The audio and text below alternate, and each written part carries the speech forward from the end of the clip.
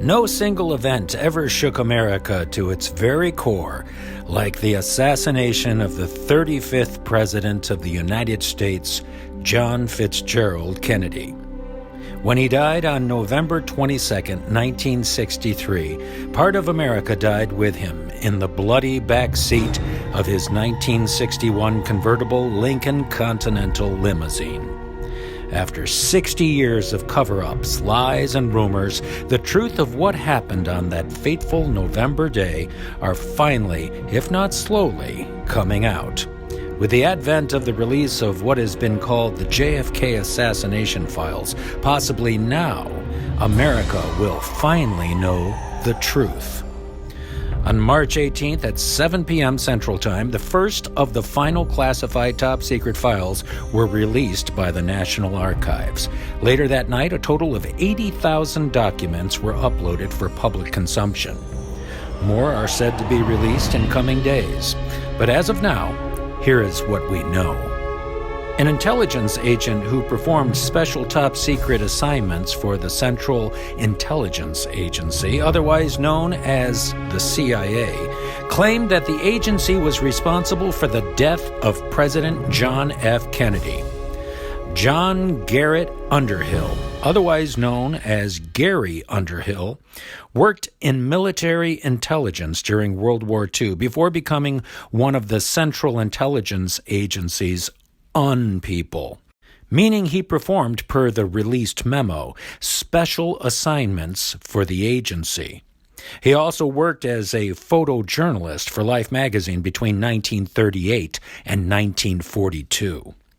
A memo released by President Donald Trump states that the day after Kennedy's death, Gary Underhill traveled in a panic from Washington, D.C. to New Jersey to confide in his friend Charlene Fitzsimmons that he believed a small clique within the CIA was responsible for the assassination.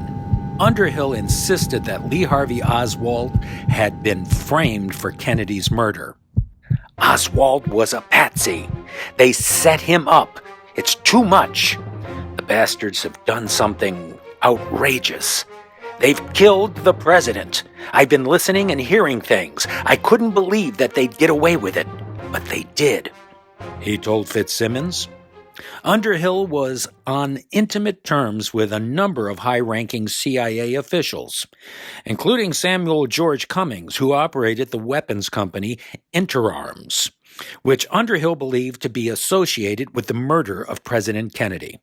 A memo states that the CIA owned Interarms before Cummings officially bought it in 1958, and according to the newly released documents, he attributed Kennedy's death to a CIA clique which was carrying on a lucrative racket in gun running, narcotics, and other contraband, and manipulating political intrigue to serve its own ends.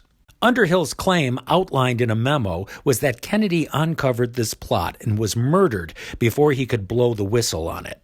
According to the friends that Underhill met a day after Kennedy was shot, he was sober but badly shaken up.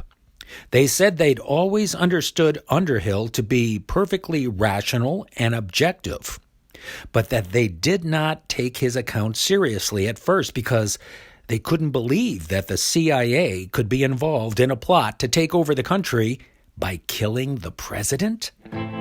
One link made between Underhill and the CIA was that he had been previously friends with Cummings.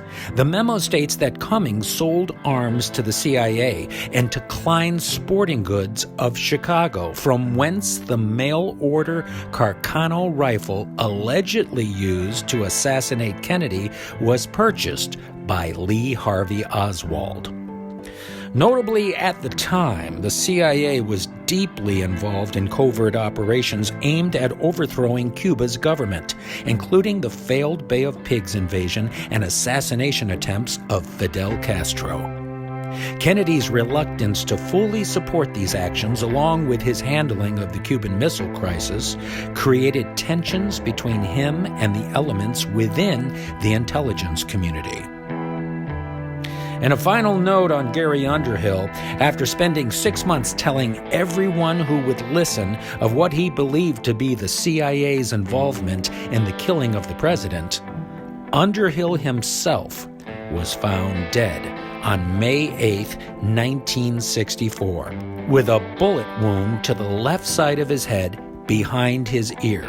He was found by a writing collaborator at the New Republic, Asher Bryan, who said that even though the coroner said that Underhill died by his own hand, Asher found it hard to believe, as his friend was right-handed and showed no indication of harming himself. In the coming days, much more analysis will be done into these newly released documents relating to the crime of the century.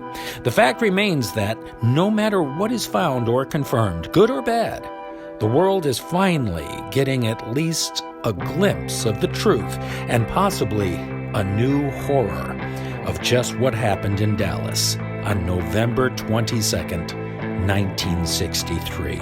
If you like this program and would like to support it, please click our Venmo or Patreon link below. And as always, we thank you for watching and look forward to seeing you next time on There You Go with Bryan.